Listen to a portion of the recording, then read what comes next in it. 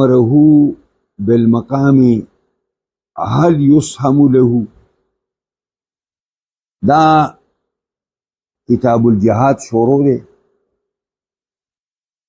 نو امام بخاری باب دی چې اذا بعث الامام رسولا فی حاجتنا، کله چې امام او خلیفہ بادشاہی وقت او پیغمبر یو استاد ولیږي په یو حاجت پسې، خلق جهاد لروان دي او د یو مجاهد ته ویلي چې تلاشه پلانې کار وکړه، په پلانې کار پسې ولیږي. یوا او امره بالمقام، یا ورته ویلي چې ته دلته اوسېږه راځې بنو. نو آیا دی استازی چې دا ولیږه په یو کار پسې، یا یو سړي ته ویل چې ته دا کلته اوسېږه ته به راځې نه،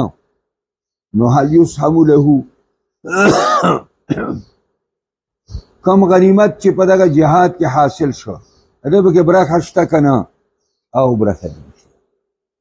ځکه چې هغه امیر لېږلی دی په یو حاجت باندې، خو روانو جهاد هغه ته خو امیر وویل چې ته دغه ځای کې اوسېږه، تا لپاره دغه ځای ټیک دی، ته به نه راځې. نو دا خو هغه منع کړي دي، د دې وجې نه دې دواړو لپاره حصه شته. اوس به راشي. حدثنا موسى بن اسماعيل حدثنا ابو عوانة حدثنا عثمان بن موهب عن ابن عمر قال انما تغيب عثمان عن بدر. حضرت عبداللہ بن عمر رضی اللہ تعالی عنہما وائی کہ خامخا عثمان ابن عفان رضی اللہ عنہ غائبو د غزوه بدر نه. دغې وجه دا وه چې قافله را روانه وه د شام نه، د ابو سفیان په قیادت کې، ډېر ډېر مال او دولت و پکې. او جبریل راغی نبی علیه الصلاة والسلام ته ویل چې وروځه مکې ځان څه کسان واله او قافله. نو جنګ د پیغمبر خوا نه ته چې ټولو ته یې ویلي، په ادنان اوټس باندې بس 313 کسان برابر شو ولاړ. نو ډېر خلک دی نه غایب وو، نه عثمان ابن عفان هم نو، او دی ولی نو فإنه كان تحته بنت رسول الله. شان داده دا عثمان وا بیبی دا وا لور بیبی دا پیغمبر خدا په نکاح ده کې، تحته معنا د د لاندې وای د په نکاح کې وا. كانت مریضه وغړي سخت بیمار و. نو نبی علیہ الصلوۃ والسلام ورته چې عثمان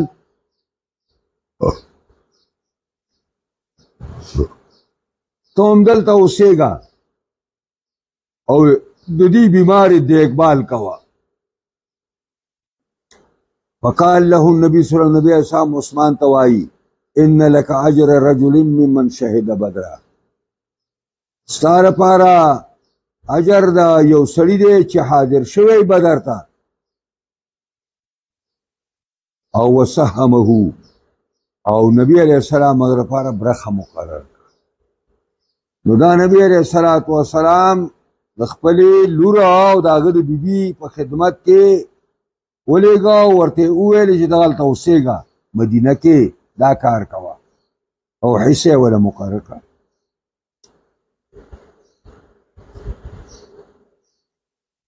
باب من قال ومن الدليل على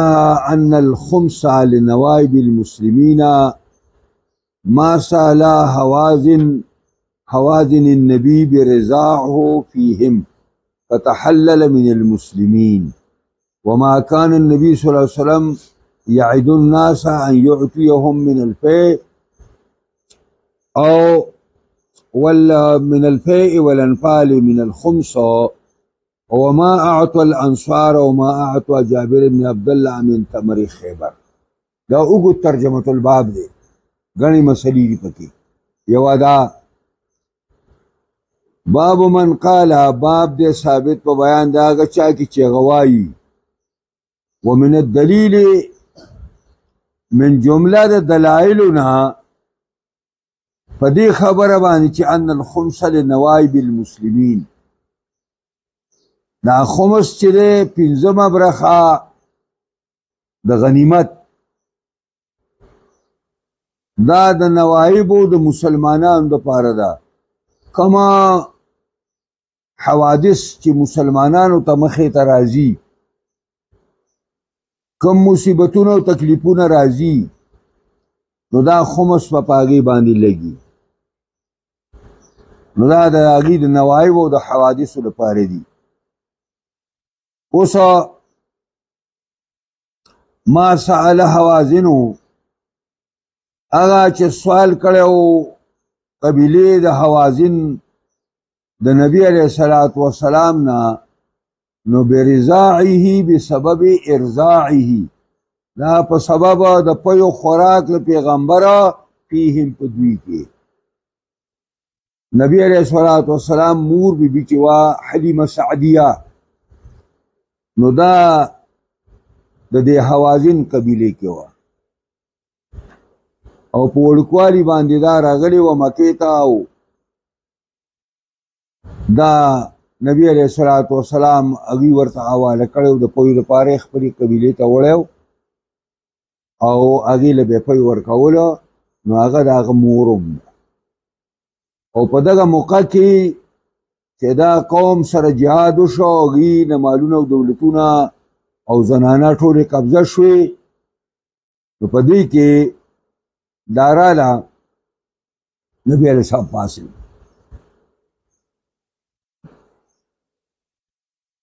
او خپل څادر یې ورته خور کړ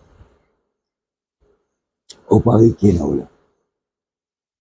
نو دا حوازن چې دا مطالبه وکړه چې یا رسول الله موږ ته زموږ مالونه او زموږ قیدیان واپس کړه. نو دا سوال دوی په دې وجه باندې کوو چې ته زموږ یو قسم له رضاعي زموږ د قوم بچې ستا مور چې ده نو اداره موږ کې موجوده ده او تا د هغې پوی خوړلي دي بسبب رضاه فیهم، نو فتحلل من المسلمین، نو دا خو د مسلمانانو د نوایبو لپاره دي. نو نبی علیه السلام د مسلمانانو نه دا د هغې دپاره جایز کړه، یعنې هغې ته یې وویلې چې بھائی دا ستاسو وروڼه توبه طایب شوي دي او مسلمانان شوي دي او راغلي دي، او دوی دا مطالبه کوي، خو ما ورته دا ویلي چې دواړه درته نه میلاویږي، چې قیدیان دې هم میلاو شي او مال دې هم میلاو شي، نه، یا به مال پرېږدئ او یا به زنانه او ماشومان پرېږدئ. نو هغې ورته وویل چې موږ له خپلې زنانه او ماشومان راکئ، بس مال مه راکوه. نو فتحلل من المسلمین، دا نبی علیه السلام حلال کو د مسلمانانو نه. مسلمانانو ته وویل چې ګورئ ستاسو دا وروڼه رالل، تابعدار رالل، مسلمانان شوي دي، په خپلو کړو پښیمانه دي، تاسو دوی ته دا پرېږدئ. که کوم سړی په خوشطبۍ باندې نه پرېږدي، نو چې موږ ته بل جهاد موږ وکړو او په هغې کې موږ ته کوم مال راغی، اول به ترې دی دا خپلې حصې وړو، خو دا به نن پرېږدئ. او وما كان النبي صلى الله عليه وسلم يعد الناس ان يعطيهم من الفيء والانتقاء، او هغه چې و نبی علیه السلام وعده کړی و د خلکو سره چې ان يعطيهم من الفيء والانفال، چې دی به ورکوي دوی ته د فی د غنیمت نه او د انفالو نه، یعنې من الخمس د دې نه به ورکوي دوی ته. که څوک هسې پرېږدئ نو ډېره ښه ده، که هسې نه پرېږدئ نو چې موږ له کوم فی او غنیمت راغی نو د هغې نه به تاسو له موږ درکړو. وما اعطوا الانصار وما اعطوا جابر بن عبدالله، او هغه چې نبی علیه السلام انصارو ته ورکړي، او هغه چې نبی علیه السلام جابر بن عبدالله ته د تجرو د خیبر نه ورکړي. حدثنا سعيد بن عفير حدثنا الليث حدثنا عقيل عن ابن شهاب قال وزعم عروة كأن مروان بن الحكم ومسمر بن مخرمة اخبراه دا عروه وی چې دې دواړو مال خبر را کړو چې ان رسول الله صلی الله علیه وسلم قال نبی علیہ السلام ویلي حين جاءه وفد هوازن کله چې راغی وفد د هوازن مسلمین تابعدار مسلمانان شوي فسألوه ان يرد اليهم اموالهم وصبيهم د نبی علیہ السلام نے مطالبه وکړه چې موږ ته زمونږ مالونه او زمونږ قیدیان واپس کا فقال لهم رسول الله صلی الله علیه وسلم نبی اکرم ورته فرمایل احب الحديث الی اصدقه ډېر محبوب ترین خبره ماته اگر رښتینی خبره راځي سره رښتیا ووایي نو زه ورته رښتیا خبره دا کوم چې پختارو احدى الطائفتین غوره که یو د دې دواړو یا مال والی او یا خپل واړه او زنانه والی دواړه نشي کېدی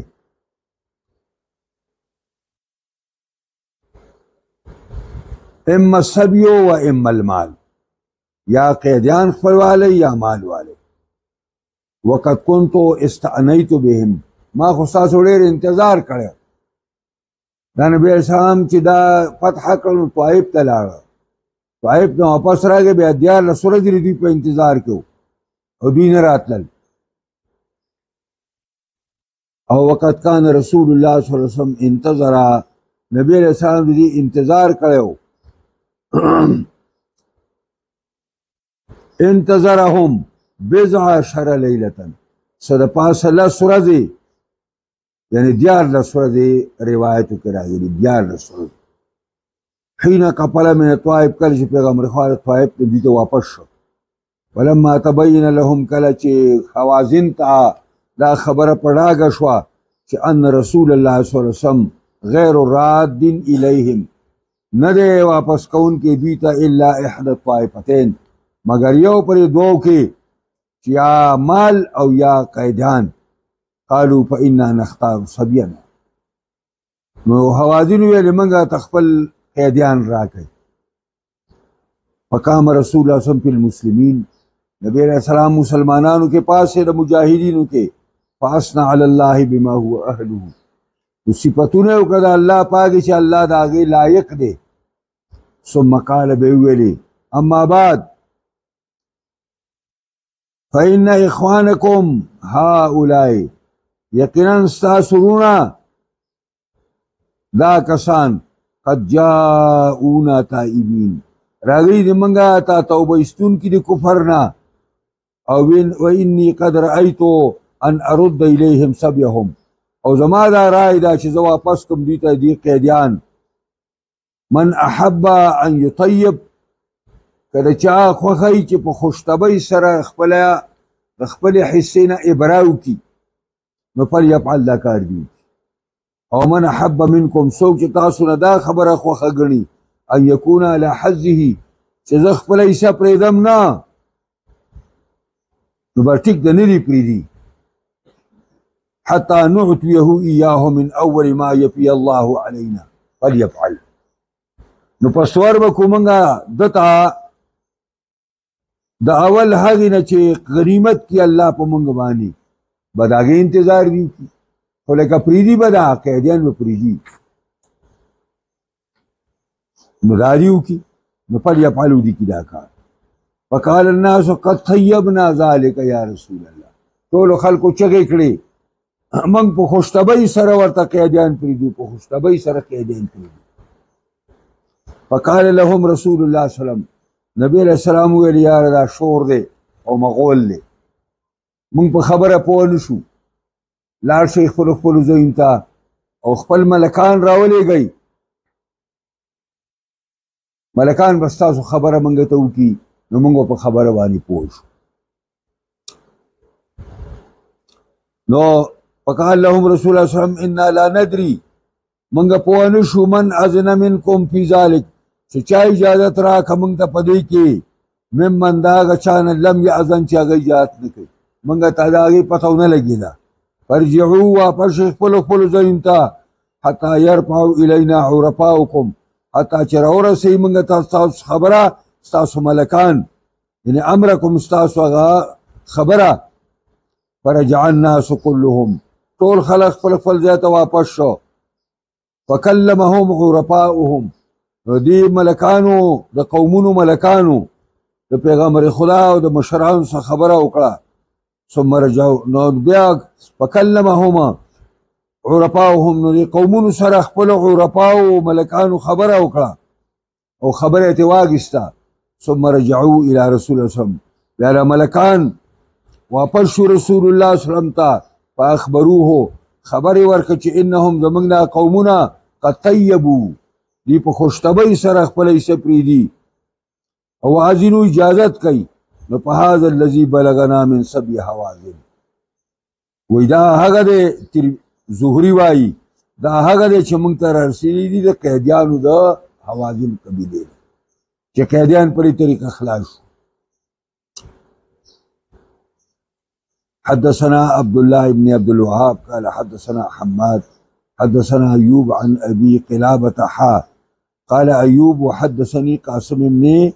عاصم الكلبي وأنا لحديث القاسم بن عاصم أحفظه، أو زاد حديث قاسم زيد عاصم ده حديث پار ډیر یادون کې من زهدم، ده حديث زهدمنا. قال كنا عند أبي موسى، وی منگل ابو موسیٰ اشعری سر ناستو. نو وی چه ذکر دجاجا زادگا چکنے پا این پا عطا پا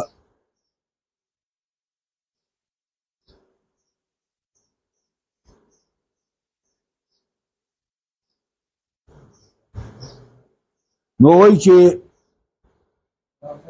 كنا عند ابي موسى، منګه دا ابو موسی اشعری سره ناستو. څنګه تاسو وری ها؟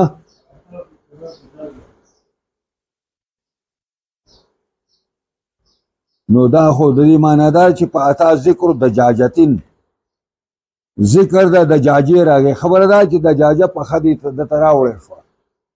او په خد د ته مخې ته کې خو دې شو. ګور تاسو براو ګوري دې دغه ته فاتا ذکر دجاجہ کذا لأبی ذر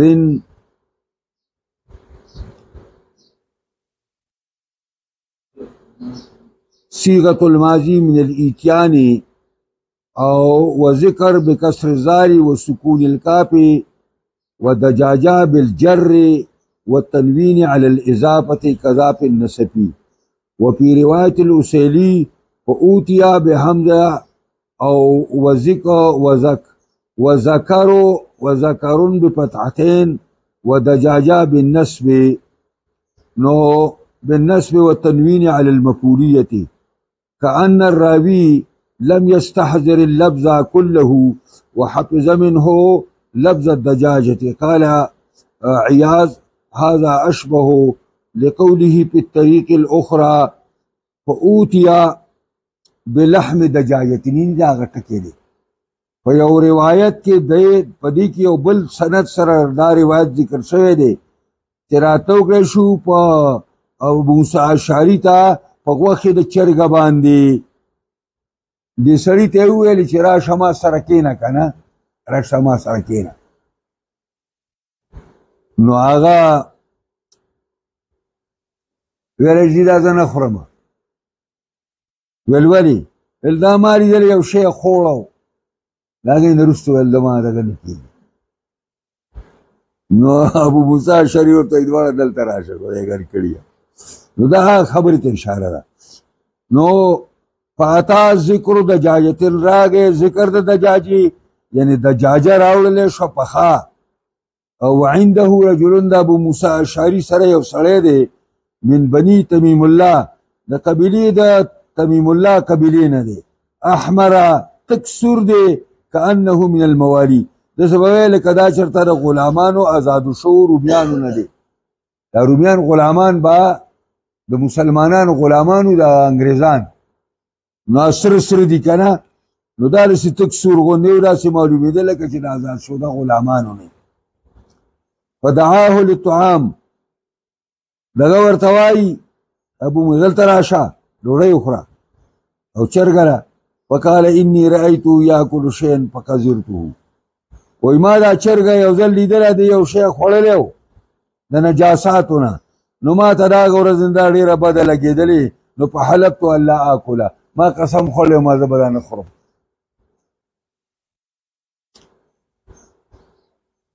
نو ما قسم خوړلی دی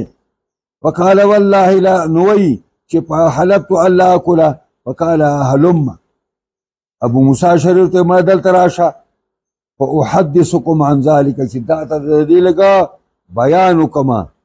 انی آتیت النبی صلی الله علیه وسلم فی نفر من الاشعریین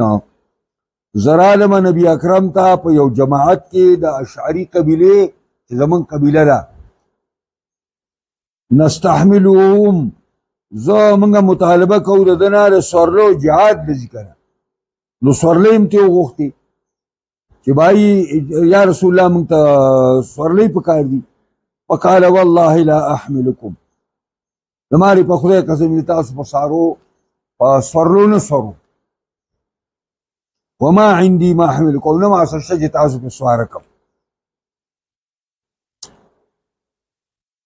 فأوتي رسول الله صلی الله علیه وسلم بنهب ابل نبی علیہ السلام ته په دې وخت کې اوخان د غنیمت راوړې شو راوستې شو فسأل عنا زمونږ نه تپوس کله کا ابو موسی شاعری راغلی اوخان یې غوښتله تاسو وګورئ څه شو فسأل عنا فقال پیغمبر ویل این النفر الاشعریون اگر جماعت د اشعریانو څه شو فأمرنا لنا بخمس زواد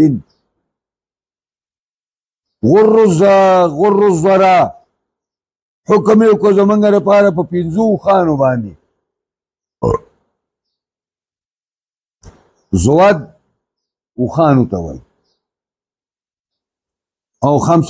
ته وایي غر الزرا چې دغه د سپینو کپونو والو دا کپونه سپین پړکېدل فلما انطلقنا کله چې موږ لاړو قلنا ما صنعنا لا يبارك لنا موږ اوښان واخیستل او لاړو چې خپل ځای ته لاړو نو موږ یو بل ته وویل چې ما صنعنا هغه چې موږ څه وکړه که نه لا يبارك لنا دې کې موږ ته خیر او برکت نه اچولی کېږي پیغمبر هغه قسم خوړلی زه تاسو نه سوروم او اوس یې موږ له اوښان راکړه او موږ ورته یاد نه کړو چې تا قسم خوړلی و فرجعنا الیه موږ د پیغمبر خواته بیا راځو وقلنا موږ ورته وویلې چې انا سألناک ان تحملنا تا نه موږ یو وخت کې سوال وکړو چې ته موږ له اوښان راکړه چې موږ په سوارو شو تا سره جهاد ته لاړ شو نو فحلفت الا تحملنا نو تا قسم وخوړ چې نه مفروم په الله مې د قسمي نو اپا نسیته تا د خپل قسم هېر شوی دی قال لست انا حملتکم نبی علیه السلام ما خو تاسو یې سواري کړي چا به د اوښان درکړي الله درکړي ولكن الله حملکم لیکن الله بار کړي تاسو ما نه یې او ته قسم خبره کې واني والله ان شاء الله دغه سور سړي ته وایي واني والله زکیم قسم په خدای دی ان شاء الله کا الله غواړي لا احلف على يمين ز قسم نه خورم په یو قسم باندې فارا غیرها خیرا منها چې جانب مخالف وینم غوره د دینه الا اتيت الذي هو خير مگر اعظمه ته چې غوري وتحللتها او ځان حلالهما یعنی معنا داره چې ما دا قسم خوړلی زه به تاسو نه سوروم زما سره څه هم نه اوښان راله نو زما د قسم خبره ده نو قسم نه ما ځان حلال کړی په دې معنا باندې چې زه به یا به روجي ونیسم یا به چې کوم دی علاله به وکړم یا به مسکینان باندې به ډوډۍ وخورم خو ما ته معلومه ده زه قسم نه خورم په یو قسم باندې چې ووینم جانب مخالف غوره د دینه الا اتیت الذي هو خیر مگر زه خیر ته راتله کوم وتحللت او قسم چې کوم دې سپړم په دې طریقه باندې بس ته په دې به دغه نه به وایي